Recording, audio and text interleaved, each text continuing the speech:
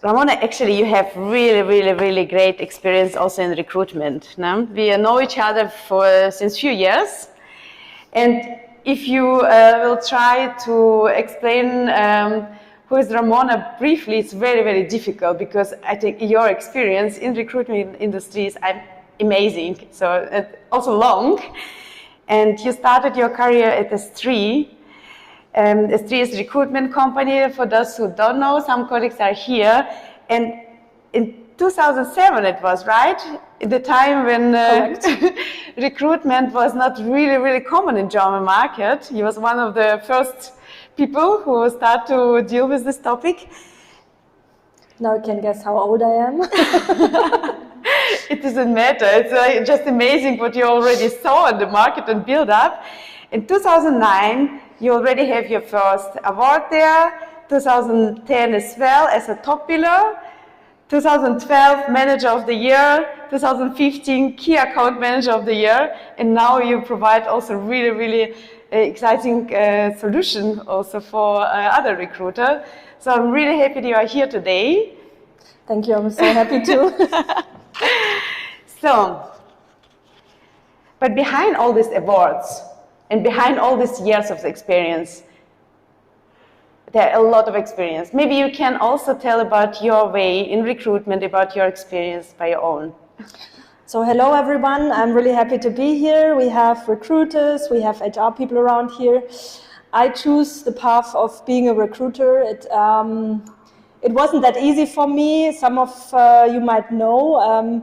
I had quite a hard time. My first 100 interviews were not successful, so I had 8 offers declined. I was even robbed in Amsterdam, being on the phone with a candidate that I wanted to close for an offer, so I had quite a hard time. I missed my flight, by the way. I ended up in the police office until 2 a.m. in the night. The other side of the story I'll tell you later on. Recruitment is fun. It's a passion, and that's why we are here. I observed a lot of trends in the recruitment area, and I observed that we still don't have enough people to find. That's why recruiters exist, right? We get fees out of finding the right talent. And this is why I chose the path to go to People 2.0, because they offer the possibility to go abroad. And I believe that we've seen that with Corona, and I believe that we can reach to skills that are remote, that are nearshore. And I believe that this is the future of recruitment, because we have seen on television and on the newspaper that there will be a lack of talent, obviously, and for sure. So we have to be prepared for the upcoming years of recruitment. And this is still my passion, so I'm looking at the left and the right to see what's possible, where the trends are going. This is why I chose this global path of recruitment. Yeah. It's amazing, but before we will talk about the future, maybe we will come back to our market where we are from. So I already described your experience, how many things you saw in the market already, because you are since 15 years in this industry, right? So maybe you can tell us more how the market was 15 years ago. Well, I'm not that old to say that there was a time when fax messages, LCVs came in. We indeed got, via post, we got letters as well. We were on the phone. We came from a UK company, and I think they were one of the pioneers in Germany who were a very KPI-driven company, and a lot of spin-offs came out of that company. It was recruitment was not HR; it became measurable. At that time, it was difficult to measure the keys to success, but companies started more and more on having KPIs implemented for recruitment. They started not only, you got on the phone and nobody wanted to pay your fee at that time. You had to explain your service, the same as some of us might do it now for the employer of record options. You had to explain your service, you had to sell in your service. It wasn't that candidate-driven market as we have it now. It became candidate-driven during the years. So I started 2007 in the life science area. At that time, IT was more developed. Life sciences in Germany was not that developed. We didn't have any database. We were just simply looking at potential homepages or even in newspapers and just called. You didn't know where to call. You were just, you had gatekeepers. You didn't have LinkedIn profiles and Xing was coming out. You were just calling somewhere and making up a story that you know somebody. I mean, recruitment got a little bit more ethical during the years, I must admit. It got more quality. It got more prestige. Recruitment, we used to hire people only from how do you say BWL, like economic backgrounds. But then the recruitment industry remarked that people with psychology background, with language background, from tourism are as valuable as others. So it doesn't matter where you come from. So recruitment realized that people are very valuable if they have a personality. So this is where we are at the moment. You need to have your personal brand, your relationship, and of course, a special ethic on work, not to sleep too much maybe, and yeah, then you can get successful. Yeah. Also, their role as a recruiter was not really exist on the market back to the days, right? So I'm on the market in recruitment since 11 years. So the recruitment was just a position at the agency. It was no in-house recruiter back to the days. No? It started just 7 years ago or something like this. Indeed, yeah. So at that time, to be honest, recruitment companies were making a little bit fun of internal recruiters. And this is not the case anymore. So many recruiters got into internal positions, went to HR, to internal recruitment, went to RPOs. That was a new upcoming trend, the RPO business. They set up whole recruitment structures within very exciting companies. So we got the MSP business rising up, which we didn't have like 15 years ago. It started, and it's also very interesting, but also very challenging and very complex. So as a recruiter, you are not finding only a CV and shifting it from left to right. You're doing so much more. And there are a lot of new areas and new profiles that have risen up in the market. To be honest, I'm actually happy that we don't have post and praise solution anymore. So like back to the days, so you have to do something to hire great people. And if you will move forward from recruiter development in German market, so with this candidate-driven market, what we have since years, and it will be not better, even though a lot of companies don't hire really actively maybe nowadays, but still we don't have enough great talents. Which opportunities do you see to go globally? Well, yeah, in general, there are a lot of opportunities. We're talking about going global. But when I thought of this event, I was thinking that we are in lack of talent, we are in lack of skill. And something that has really risen, or maybe is now much more evolving, is the topics around diversity and about female empowerment and part-time. That's something where we also need to consider not only globally but within Germany. This was my first thought, because we need to think of, together with our clients, where this will get us, the lack of talent. So we start in consulting our clients whether they want to hire somebody on part-time, having an onboarding scheme for female, like maternity leavers to come in, for female management. So this is all coming now, but this is not enough. So these topics are coming because we know that there are not enough talent.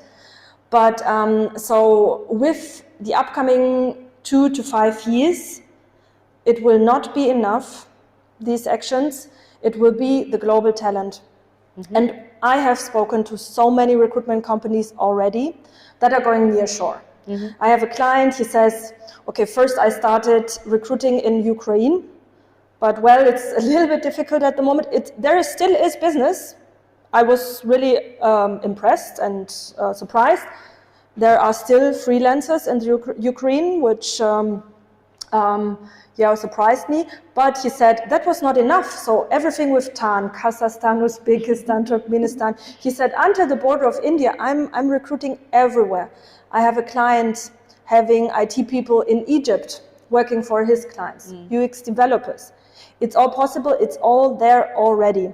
There are a lot of end clients that seem to be very open to that. So I have a question to that, because I don't think we are just in Germany with this situation, so we don't have enough talents. I guess other countries have the same situation. But if you don't think about global recruiting, how it all works, because in every country you have the similar problem. You mean how Germany can be more fit? Because the other ones will recruit them away? Yeah, maybe they need also other talents there, you know, like why they will work for German companies in this case. I mean, I think, as you might all know, recruitment comes from the UK, from the US. I mean, it's English-speaking countries, and they don't have so many barriers and restraints on recruiting people in English. So that's like the language barrier is the first thing.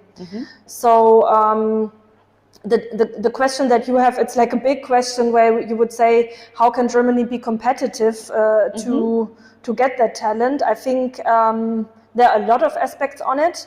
I think one is for sure the pricing, for sure. But I think Germany can compete with that. I'm very sure about that. In order, if you as a German company think on hiring global talent, so you think of, am I fit to implement these people into my organization? Because I maybe have only German-speaking people with the same salary, so what am I doing? So this is part of you as a recruiter or HR to think of that, to have open conversations of that, because it's not that easy. You cannot say, oh, please take that person from the Czech Republic, he's a really good candidate. He has all the skills that you need. I mean, you have to step back and look at the structure of a company and then see. And also, I believe in terms of opportunities, which we have for finding global talent, that you also need to consider and advise your client that the more diverse and the more international a company gets, the more effective and competitive the company gets for the future. There are so many studies from McKinsey, they started years ago, saying that if there's a diverse team, what does it mean for the competitiveness? More ideas arise, you will be more competitive than your competitor in the end, right? And so you can get talent that is potentially cheaper.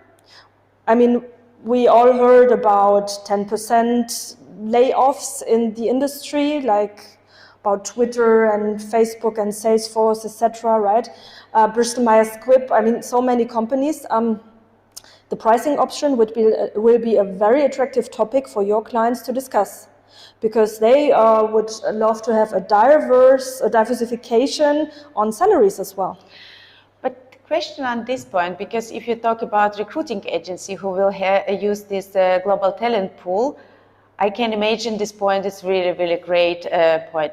At the same time, if you are an in-house recruiter and you recruit for your companies, do you think it is a good idea to hire somewhere just to save money on it? Because the colleagues will talk with each other, and some of them will be local and will maybe earn twice more. So I think you need to live and breathe this. You need not only to talk of the pricing option, you need to think a lot more beforehand to have a proper company culture, an international company culture, an onboarding system, hiring people remotely, a digital onboarding, which we started implementing. We've seen that during Corona times, right?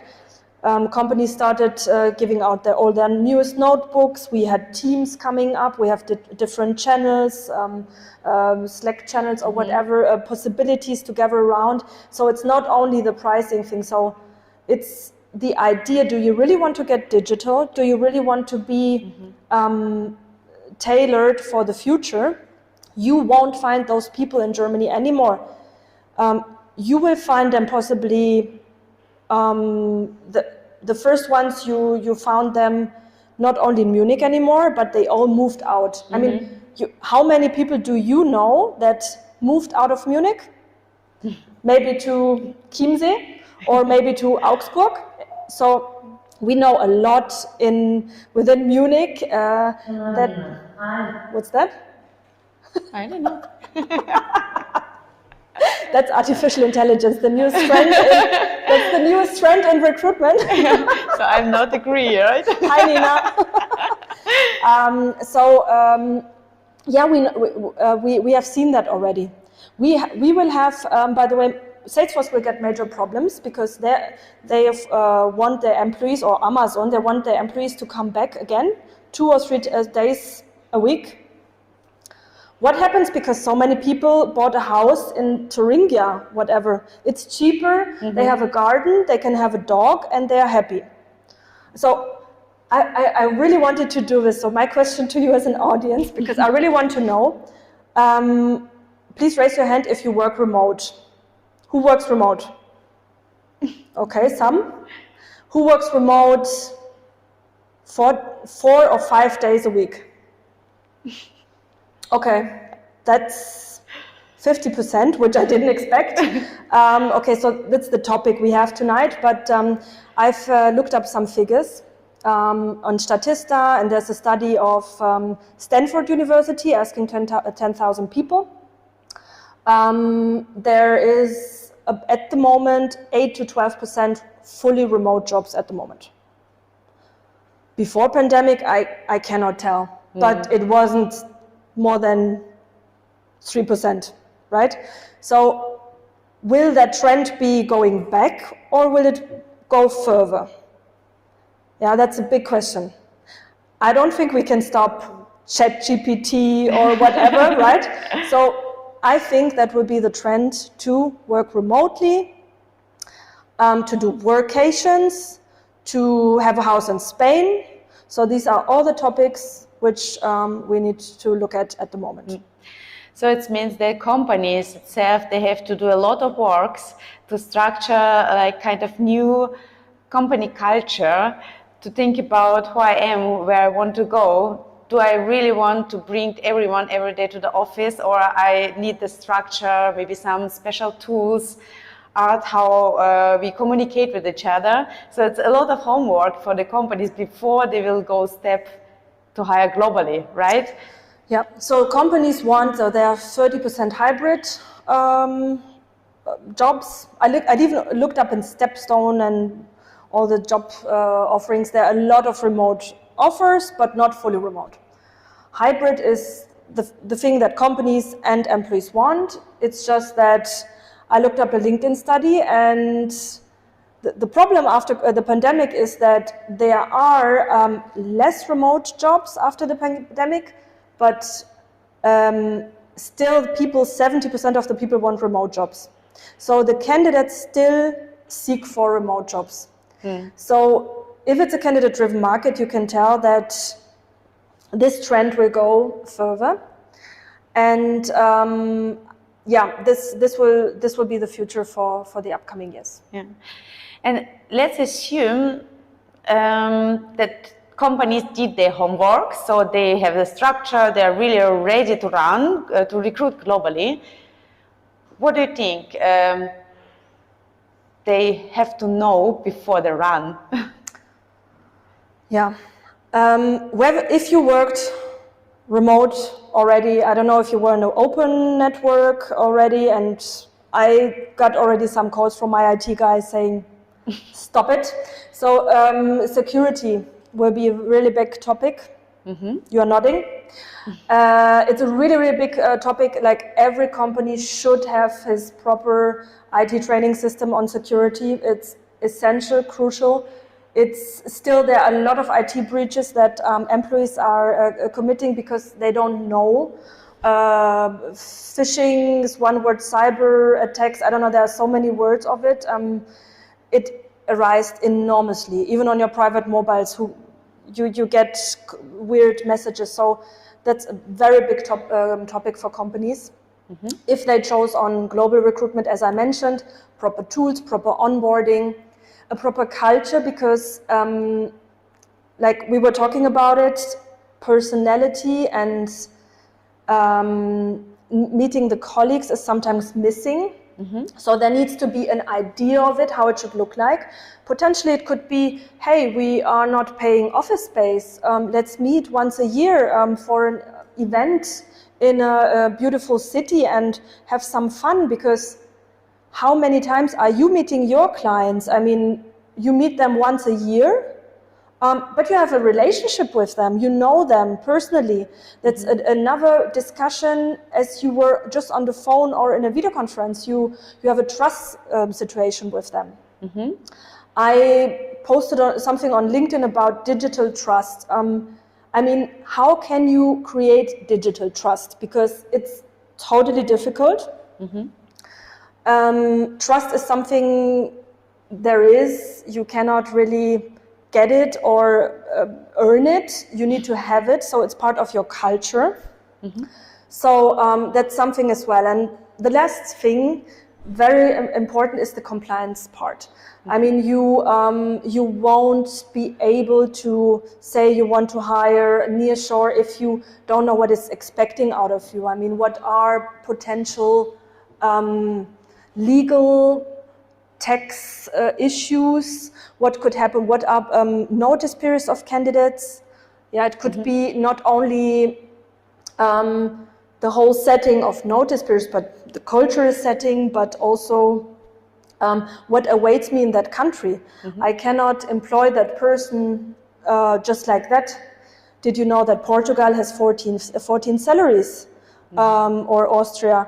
Or in Mexico, you can work 45 hours. I mean, there are a lot of special requirements in each country. Quite interesting ones. We have possibilities on saving taxes for expats, like highly skilled people that work in Italy, in Netherlands, or even in Spain. In Spain, it's called the Beckham Law. It comes from David Beckham, which this was why he was chosen, why he chose to go to Spain, because they implemented the Beckham Law to save taxes, and it still exists for highly skilled people. So if your candidates want to live in Spain, they can get 30 or 25% tax off. The same in Italy and the same in Netherlands. It's called ruling. These are things that are really interesting. It's really, really interesting. Thanks for sharing so many insights. So it's really, complete different challenges, right? So global opportunities, but global challenges, I will say. How does it work? So for example, I would like to hire some, recruiter who is located in Portugal. What should I do as a company? You want to hire a recruiter? Yeah, a recruiter for Zinrek. For example, I would like to hire a recruiter for my team who is located in Portugal. As example, what should I do? We have that quite often. I am addressed from recruiters who want that because recruiters tend to be very international. They love going surfing. They love being at the seaside. Recruiters are very international. What do you need to do? I mean, you first need to see how long the person is staying, and what the person wants to earn. And then there are very easy calculations to be done, where you get a quote on how much this person would cost you as an employer. So then you have the full cost overview on social security and taxes and so on, and this is quite easy. And for limited contracts or unlimited contracts, as mentioned, so it's quite easy. Paperwork is done by umbrella companies or employer of record, so to say. So you just would need to know what the person wants. So how long and which salary, and the rest is something which is then to be discussed. But it's quite easy. Each country has different demands on how do you say, certifications and what is demanded of it, you know, CV and so on, but this is nothing so complicated. It's just a one-time thing. But if you describe it, it sounds so easy, because if I will think about this idea, so I have already like, wow, what should I do? Where should I run? But I've talked to recruiters in Mexico. My clients have recruiters in Brazil, which is something they can easily work in the morning. It's in the evening in Europe, and they can canvass candidates. It's quite a good thing. Or I mean, you could also do it the other way around in Asia. I mean, you can recruit freely, borderless. It's up to you what you decide. We are not a generation anymore. I mean, we come to the generation of millennials, and it's clear that millennials will require remote. It's something totally clear. I read a lot about it. You will not go around it. So the new generation will say that it's a normal thing. It depends whether they want to live in Germany or other countries. That we will see, but so I think this will be topics that will be very often. Yeah. Sounds amazing. So many insights today. So, and for me, it's the really biggest learning. A lot companies itself have to do a lot of homework before to run. But if you run, you need a very good partner who will cover all these. I mean, obviously, topics, you're not right? based in that country, so obviously you need to speak to an expert what the requirements in that country is. So, but there are companies specialized, and you can easily have a quote, we call it, right? You can have more information. You can learn about requirements in certain countries. There are sheets, info sheets that can be shared, and you learn about that country. You don't need to have it. You need to talk to an expert. It's quite easy, and it's quite common. We have easy. It sounds well. yeah. I mean, there are quite some companies that are doing it. It's something that has potentially grown in the pandemic times. Now we've seen it's quite stable because there's a back-to-work policy, but I have seen that there is still this parallel development of digital nomads, people that move out of Germany. There is still lack on certain skills which cannot be satisfied by German candidates, so I'm still seeing it. So this is why it's still evolving. The big question will be, how is it in the next upcoming years? But we know that the generation of baby boomers will be in retirement. So female part-time, female empowerment won't satisfy that need on skills. Diverse recruitment won't satisfy that need within Germany. We need to go nearshore, I mean, into other countries to canvass those candidates. That's actually a great opportunity for the companies, what you described before, for company culture. If you deal with it, if you really want to provide this environment to be able as a company to onboard in different countries, different people with several backgrounds. So, and they work together, so you will have much better solution and products in the companies as well. So this diversity point, what you described before. Yeah. I really recommend to question your clients. I mean, I wouldn't say challenge, but I really would have open conversation on how they see the upcoming years, what their plan is. I mean, the same would apply for you as in the recruitment area. What are your plans in order to be competitive and find the right candidates? What is your candidate acquisition strategy? And the same for your clients. I mean, I was doing this conversation in regards to female candidates and part-time candidates years ago, because we were talking about me being in the recruitment since a long time. There was no possibility on hiring part-time candidates within the markets I was recruiting. I think that changed nowadays. I mean, if you're an expert and you're on part-time, I think you can make it. It's still hard. It's still hard, but there's more openness on that. And the same would apply for hiring purely English-speaking candidates and hiring candidates from Czech Republic, from Portugal, from, well, UK, I wouldn't say, from Brazil, from all over the world. Mm-hmm. Great. Thanks a lot. So it feels good that we are moving forward. We have a lot of challenges as recruiters, but we have solutions and we have companies who can provide all this. Yeah, it will be easy. So it sounds really great. If you will give one last final advice or tip for recruiters, how does it sound? Yeah, I would say question your client and make the client think out of the box. Question yourself and yeah, be prepared for the upcoming years. Thanks a lot. I've said it all. Yeah. Thanks a lot, Ramona, for sharing so many insights. It was really, really interesting topic. Thanks for that. So